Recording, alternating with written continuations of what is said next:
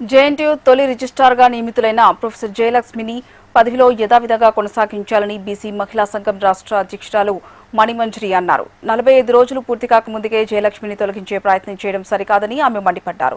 Professor జయలక్ష్మిని JNTU రిజిస్ట్రార్గా కొనసాగిస్తున్నట్టు ప్రభుత్వం వెంటనే ప్రకటన చేయాలని మణిమంజరిని డిమాండ్ చేశారు.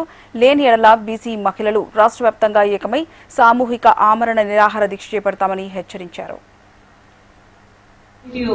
రిజిస్ట్రార్ అయిన జయలక్ష్మి గారిని నియమించి 45 రోజులే అవుతున్నది.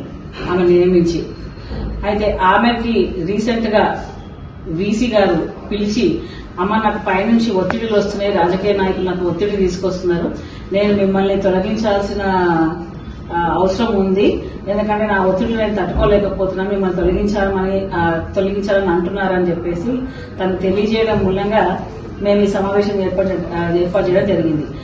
జయలక్ష్మి గారు అన్నది ఆమె ఒక ఐఐటి చదువుకున్న టెక్నాలజీ ఎడ్యుకేషనిస్ట్. ఆమె గత 27 సంవత్సరాలుగా జేఎన్టీయూలో వర్క్ చేస్తున్నారు. 10 రోజులు ఆమె వర్క్ చేసిన దాంట్లోనే ఆమెను తీసేయమని వీసీకి ఒత్తిడి తీసుకురావడానికి కారణం ఏంటి?